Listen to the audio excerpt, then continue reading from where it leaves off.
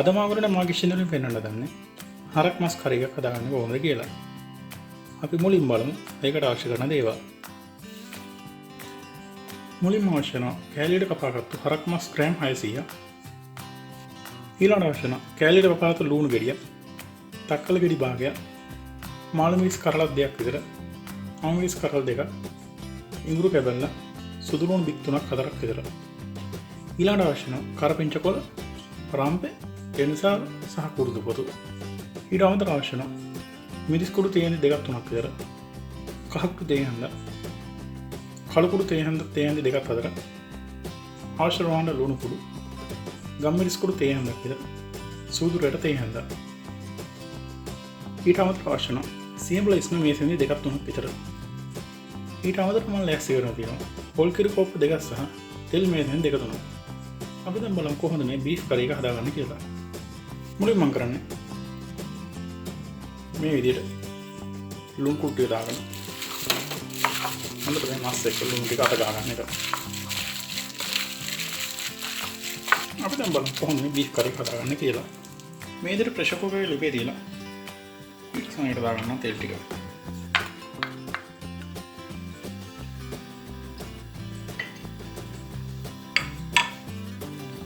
තෙල් ටික රත් වෙන්න ඕන.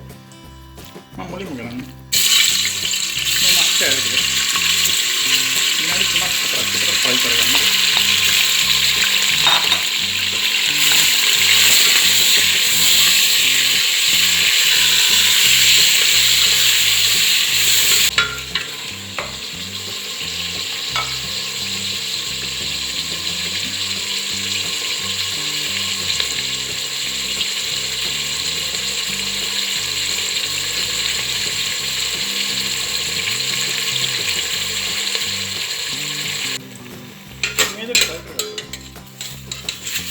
Kita sama mas kayak bawa kan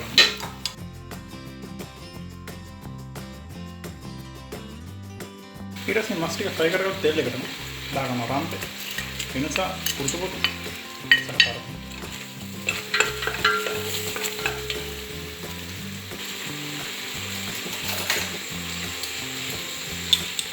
kita තේකර මම දාන්න සුදු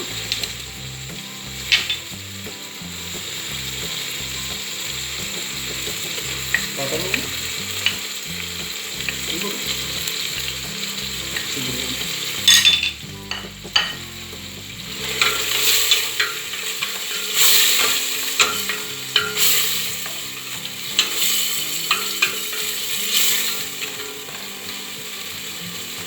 මේ ලුණු ටෙම්පරාවර් කරලා ටිකක් උන්නා ගන්න. අනිත් මාළු ටික සහ තක්කාලි ටික.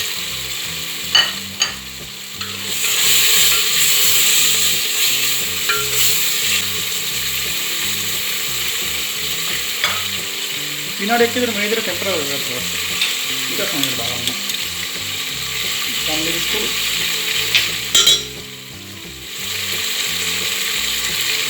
මිරිස් කුඩු,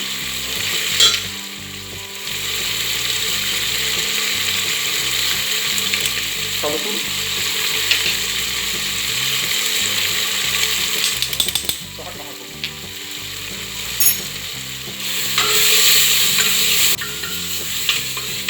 හොඳට කලම් කරගෙන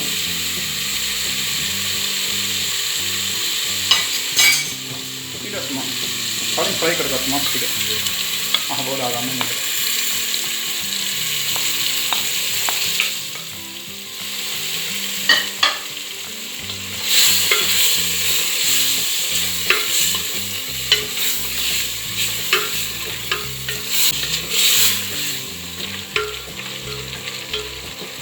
දැන් ඊළඟට මම එකතු කරනවා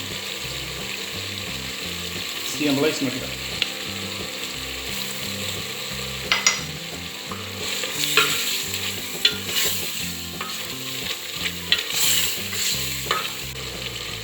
මේ විදිහට විනාඩි 2ක් 3ක් විතර කුක් කරගත්තා.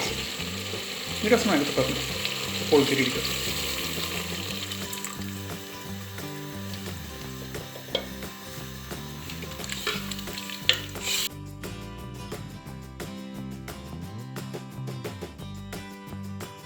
මේ විදිහට පොල් කිරි ටික උතුරු ගත්තා පස්සේ ඊට පස්සේ මම කරන්නේ මේක හොඳට හිඳනකම් ප්‍රෙෂර් කුකර් එකේ මූඩියෙන් වහගෙන හදා ගන්න.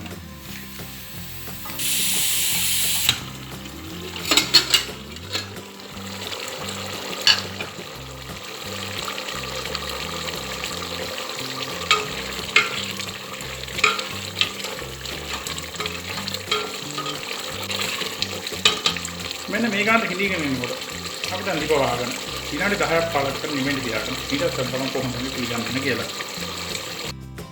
මේ තියෙන මම හදාගත්ත බීෆ් කරි එක. ඉතින් මෙන්න මේ විදිහට තමයි ඉතාමත් පහසුවෙන් මෙලකට බීෆ් කරි එකක් ගෙදරදීම හදාගන්නේ. නැවත වීඩියෝ එකකින් හම්බෙන්න තුරු සුබ දවසක්.